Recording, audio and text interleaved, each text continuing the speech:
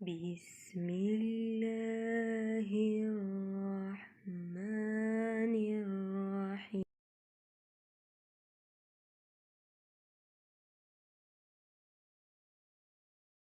سورہ نساء رکو نمبر 23. اعوذ باللہ من الشیطان الرجیم. بسم اللہ الرحمن الرحیم. انا اوحینا الیک بشک مونږ وحی کړی د تا ته کما لک څنګه چې اوحینا الی نوح وحی کړی د مونږ نوح علیه السلام ته والنبیین من بعده او پیغمبرانو ته رسته د هغه نه واوحینا او وحی وکړه مونږ الی ابراهیم طرف ته ابراهیم علیه السلام و اسماعیل او اسماعیل علیه السلام ته و اسحاق او اسحاق علیه السلام ته و یعقوب علیه السلام ته والاسباط یو اولاد د یعقوب علیه السلام ته و عیسی علیه السلام ته و ایوب علیه السلام ته و یونس علیه السلام ته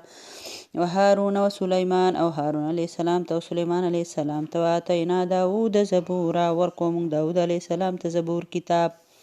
و رسولا قد قصصناهم او نور هغه رسولان چې ذکر کړی دی مونږ د هغوی علیک تا ته من قبل مخکې د دینه و رسولا لم نقصصهم علیک او نور رسولان چې نه دی کړی مونږ ذکر د هغوی تا ته وکلم الله خبرې وکړې الله موسی د موسی علیه السلام سره تکلیما په خبرو کولو سره رسولا مبشرین رسولان زیری ورکوونکي او منذرین او يرونکي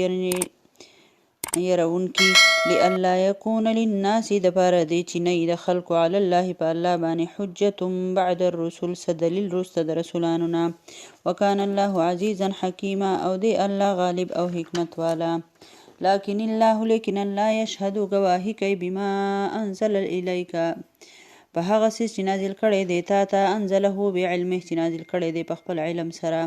والملائکه فرشتي هم یشهدون گواهی کوي وکفا بالله شهیدا او کافی دی الله په گواهی سره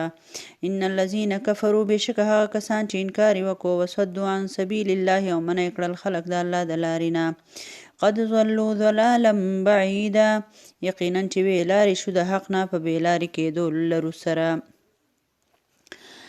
یعنی ډیر لري لاړل په بیلاری کېدو کې ان الذين كفروا بشک هغه کسان چې کافران دي وظلموا او ظلمونه شروع کړل لم يكن الله ندي الله ليغفر لهم چې معاف کړي دوی ولا ليهديهم طريقا او نه بلار وخی دوی ته یا ولا ليهديهم طريقا او نه به هدایت ورکړي دوی ته د لارې الا طريق جهنم مگر لار د دوزخ خالدین فيها ابدا چې همیشه به پدې کې د همیشه وکانه ذلک علی الله یسیر او دې دا کار په الله باندې آسان یا ایها الناس ای خلقو قد جاءکم الرسول یقینا راغلی دی تاسو ته رسول بالحق د حق سره من ربکم تاسو ته رب د طرفنا فآمنوا خيرا لكم پس ایمان راوړی دا بهتره د تاسو لپاره و ان تکفروا که انکار وکئ تاسو فإن لله پس بشک الله لره دی ما فی السماوات والارض هغه څه چې په اسمانونو کې دی او په ځمکه کې وکان الله علیما حکیما او دی الله پوه او حکمت والا یا اهل الكتاب ای اهل کتاب لا تغلو فی دینکم مکوی زیاتی په دین خپل کې یا موزی د حد نه په دین خپل کې ولا تقولوا او موای علی الله په الله باندې الا الحق مگر حق خبره کوي انما المسيح عیسی ابن مریم بشک مسیح عیسی زوی د مریم چې دی رسول الله د الله رسول دی او کلمته فرمان دی د الله القاها چې راوی لګو هغه الی مریم طرف ته د مریم او روح منه او روح دی د طرف د الله نه فآمنوا بالله پس ایمان راوړی په الله او رسوله او پر رسولانو د هغه ولا تقولوا او موای ثلاثه چې معبودان درې دي انتهوا من شي خيرا لكم دا بهتره د تاسو لا انما الله اله واحد بشک الله معبود یو دی سبحانه پاک دی ذات د الله ان يكون له ولد د خبرنا چې داغه دی زوی له ما فی السماوات و ما فی الارض الله لره هغه سړي چې په اسمانونو او هغه څه چې په ځمکه کې دي وکفا بالله وکیل او کافی دی الله په حیثیت وکیل یعنی د خبر اغستون کې په دې رکوع کې الله رب العالمین فرمایي چې مونږ وحی وکړه پاک نبی صلی الله علیه وسلم ته لکه څنګه چې مونږ وحی کړی و نور پیغمبران ته د ټول پیغمبرانو نمونه دلته ورکړل شوی دي حضرت عائشہ رضی الله عنها فرمایي چې حارث بن هشام د رسول الله صلی الله علیه وسلم نه تپوس کو چې یا رسول الله صلی الله علیه وسلم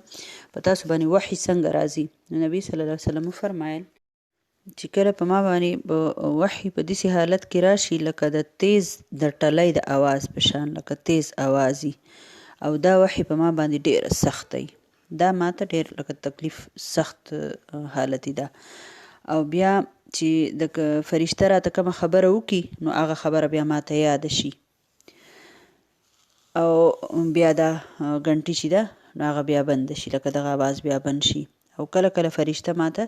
د سړي په صورت کې په شکل کې راشي او ما سره خبره وکړي او زه د هغې کومه خبره چې هغه زه یاده کړم. حضرت عایشه رضی الله عنها فرمایي وایي ما به لیدل چې سخته یخني به وه، او په پاک نبي صلی الله علیه وسلم باندې چې به کله د وحي حالت شروع شو نو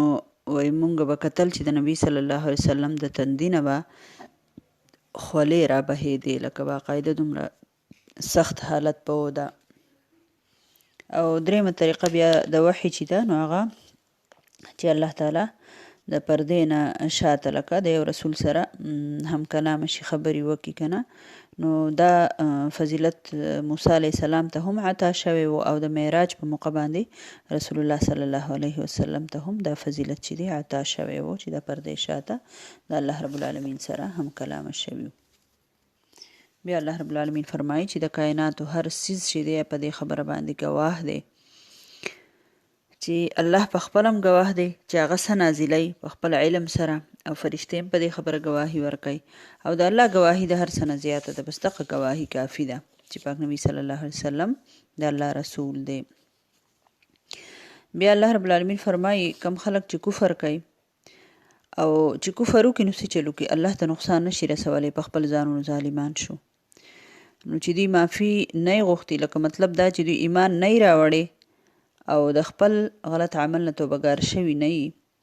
نو د دې خلکو لاره بیا د جهنم ده، او دوی به دغه جهنم ته د همیشه همیشه دپاره داخلیږي. بیا الله رب العالمین عام انسانانو ته خطاب دی چې یقینا تاسو ته پیغمبر راغی صلی الله علیه وسلم، تاسو په هغه ایمان راوړئ، دغه ستاسو دپاره بهتره ده، او که تاسو انکار وکړو نو الله ته هیڅ نقصان نشئ رسولی. د الله دپاره خو ځمکه اسمانونه د کائناتو هر شی دی. او بیا الله فرمایي اهل کتابو ته چې په خپل دین کې زیاتې مه کوئ، د حد نه پکې مه وړئ. عیسایانو څه چل وکړو، عیسی علیه السلام د خدای زوی کو، یهودیانو عزیر علیه السلام د خدای زوی کو، نو په خپل دین کې غلو وکړله. غلو وایي د حد نه تېرېدو ته، او دغه خبره دا یوازې هغو ته نه ده، اهل کتاب مونږ هم مونږ ته قرآن راغلی دی چې مونږ هم د خپل پیغمبر سره داسې زیاتې ونه کړو چې مونږ هغه د الله سره په دغه کې په صفاتو کې شریک کړو. الله دې مونږ ټول په امان کې داسې حال نه. نن مسلمانانو هم دا کار شروع کړی دی. نو د الله نه سیوا بل چاته د غیب علم نشته، د الله نه سیوا د بل چا نه به نه غواړئ.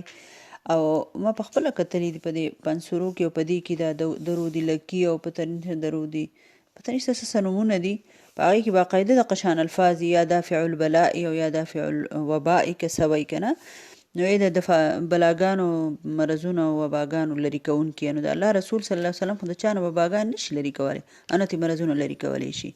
هغه څوک لرې کوي؟ الله رب العالمین. نو دا نمونه په مسلمانانو کې هم داسې فرقې راوتې دي. الله دې ټولو ته هدایت نصیب کړي د نیکۍ، او الله دې موږ ټول د داسې غلو نه په امان کړي. دا په دین کې غلو ده. دوی وایي چې موږ د الله د رسول سره دا مینه کوو، خو په مینه کې دوی څنګه چې عیسایانو عیسی علیه السلام د خدای زوی کو، جو داسې دوی نن مسلمانانو دا کار شروع کړی دی. ټول څوک هم چې داسې خبرې کوي که نه، د میلاد په دغه باندې وایي دا میلاد دی او پته نشته سترګې پټې کړي او د الله رسول راغی او کېناستو او لاړو، دا ټولې خبرې سخته ګناه ده. دې نه ځان ساتئ. الله دې موږ ټول په دین کې د غلو نه په امان کړي، په دین کې د حد نه تېرېدو نه دې الله موږ ټول په امان کړي. آمین.